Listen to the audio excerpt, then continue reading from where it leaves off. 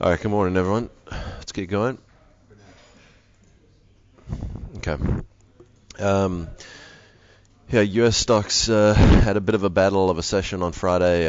We opened up a bit, and then we really dipped down hard. I think we were down close to 1% at the lows on Friday's session in the U.S.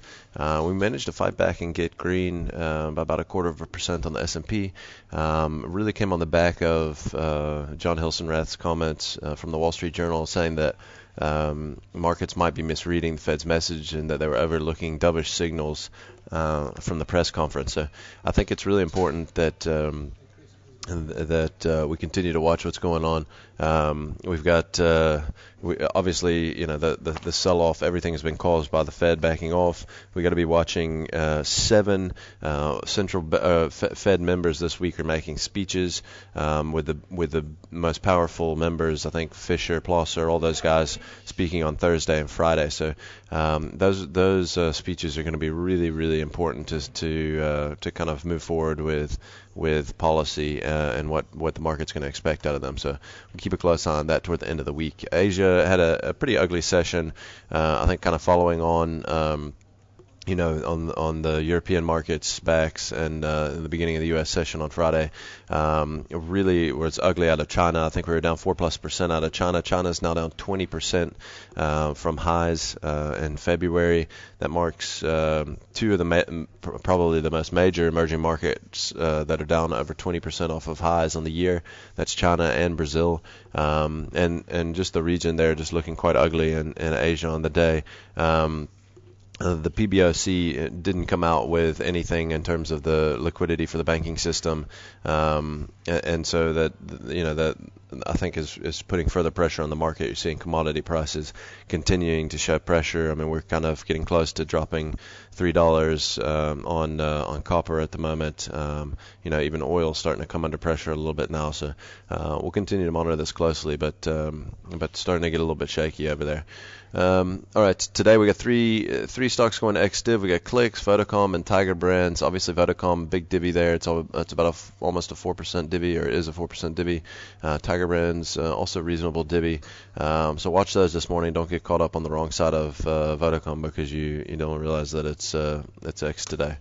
And the market data out today, we've got the IFO Business Climate Index out of Germany. That's at 10 o'clock. That one's been, it's been doing a little something to markets. I don't think that we're going to focus on that at all right now, strictly because all thoughts are kind of around fiscal policy at the moment. And then we've got consumer confidence out of Italy at 10 as well. And then we've got Chicago and Dallas Fed manufacturing indexes at 4:30 and at 2:30 and 4:30. So nothing too major today in terms of market data. Like I said, the biggest things that we're going to focus on are going to be all the Fed members that are speaking this week. I think are really going to be where the focus needs to be going forward. All right, let's jump into the maps here. I'm going to show. We're going to start out with the Aussie. I haven't shown it too much recently. What I wanted to show in the Aussie, let's actually jump out to a 2-year. And I just want to show a trend line here on 2-year. I'll just draw it from here to make it easy, which is coming up here very close to where we are. Obviously, you can see there on this chart, we're right at the 200-day moving average. You can also see that we're right here at the neckline. We just dropped the neckline by about 100 points as of yesterday's close. You can see right now we're right at trendline support as of the open this morning with this little red dot here, but we've dropped the neckline on this inverse head and shoulder pattern, which is really what our last kind of level of support there was, maybe until the head of this pattern, which is all the way down at 33,300. So we got a hell of a long ways before we really come up on support if we're able to drop trendline support here. So we've had a lot of reasons to kind of maybe have a nibble between the 200-day, between that little inverse head and shoulder support level, and then obviously also with the trend line. But it looks like we're kind of failing this morning. We're failing the 200-day moving average. We're failing support. The last hope really is trend line support. Then I think we're all the way down here, like I said, quite a significant level, 33,300. If this thing drops, then all hell's going to break loose. So let's Let's focus on this level as our next main support. If we can drop the trend line support this morning, and then we'll go from there. So, all right, no, it's right there. It's right at trend line support, so you can see that open right there. All right, let's have a look at bulletins. Let's just see. I mean, you can see here, obviously, we've kind of moved into this little pattern here. I'm going to back out to a 30-day, or jump into a 30-day, shorten it up a little bit, and you can really see we've got a little bit of a head and shoulder pattern here, and we just dropped the neckline on Friday. You can see here, shoulder, and head. So this is a nice little head and shoulder pattern. If we jump out a little bit to a little bit longer term chart, you can really see that this thing has potentially a hell of a lot of downside here, or we really broke down from right here at 272. So we're taking from the top of this pattern. I mean, this, we could have. I really wouldn't be surprised to see us even test the bottom of this pattern, which is a long ways away from here. It's hard to imagine with this weak rand, but I mean, you got to see, these commodity prices, commodity stocks are really getting beat up hard, and this one I think has got a lot of, this one has been the laggard. So the guys that are in any commodity stock is probably this one. So if this one unwinds, it can also get hit quite hard. All right, we'll have a look at CFR. Obviously, you guys can see the pattern here, and CFR that we've bumped into this little sideways consolidation pattern at the top of this breakout, and it's really lasted a lot longer than I kind of thought it would.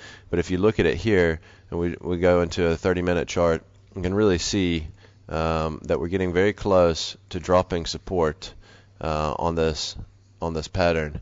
We've really made at the moment a triple top up here, about 92.40. We've tested that level several times now, and on the bottom side, I would mark this level right at 86 because horizontally it really looks right, and also in terms of the little trend line of this pattern. So we drop 86. I think if we can drop 86 in CFR, that this thing can really. Why am I so far over? Okay. Then I think we can come down and test support here close to 78, or at least fill the gap where we broke out here around $80. So somewhere in there is where I would put us in CFR if we can break down below 86 in the next day or two, and that realistically could happen today. So let's keep a close eye on that one specifically today. Let's look at Kumba. Kumba, obviously, we were on this head and shoulder pattern when we broke down up here back in at the end of May. We made some decent money out of this. This thing's in danger now of kind of coming down and dropping to new closing lows for over the past year. That level's right there at 436. We're going to want to watch this one closely. I think if we do drop that level, I mean, I don't know how far back you have to go. I mean, you're going back almost 2 years before you even see a level that's below that. But it's really significant. If we drop 436 in Kumba, I think things really could get a little bit messy there. So let's watch that level over the next couple sessions and see if it can drop. I mean, we're only 12 rand above that right now, or 11 rand above that right now. So watch that one closely today. Naspers, I'll zoom in a little bit on this. We did make a new recent, I want to stress recent closing low on Naspers. That's for about the past month and a half. Month and a bit. We closed below support right at 699 was where we had all those closes. I think we had 2 or 3 closes in here.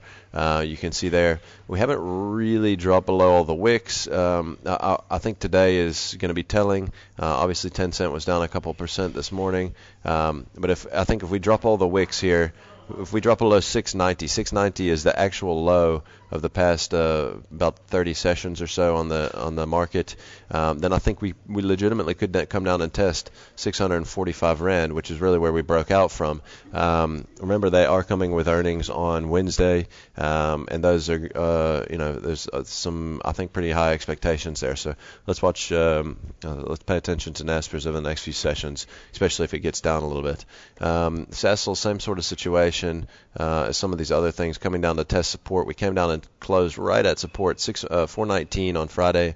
That's perfectly pretty much at closing support. You could call it maybe 418. Obviously, we're higher, and we closed a lot higher in the U.S. session, looking like 430 at the moment, or 429. But watch this one closely. I think this level of support, this has kind of been the darling of the of the resource shares as of late. I think it's the one place that people feel like they can hide. That maybe that and Billiton's, but maybe even this one even more so. Let's watch this one closely. It's actually starting to put in a little bit of a flag pattern here, which could put us in position to make a nice breakout to the upside, and the weak rand obviously should help there. So watch 418, 419. If we drop that on a closing basis, obviously we're going to get a lot lower, but let's keep an eye on that one. Breweries made a new, a little recent closing low and kind of dropped support on a closing basis. We were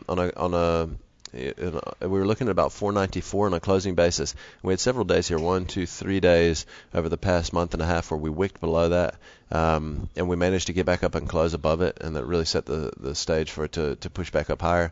I really like the flag that we are setting up here. The fact that we dropped support, be really careful of this one. It could be a little bit of a head fake, but watch this one this morning. I mean, if it can't regain 494 rather quickly, then I think we could see more downside here in breweries. So we'll keep an eye on that one. And then the last one I want to show is SPAR. SPAR, let's back it out a little bit so you can get an idea. SPAR putting in a little bit of a head and shoulder here. You can see, this level is at 117 on SPAR is the shoulder line. So we're going to watch that one, see if that can hold up, or see if we can hold below that. If we can, then I would think that provided we could drop 112 rand here, that we could see some further downside, like we've seen in a lot of these other retailers. And that's it for today, guys. Thanks a lot.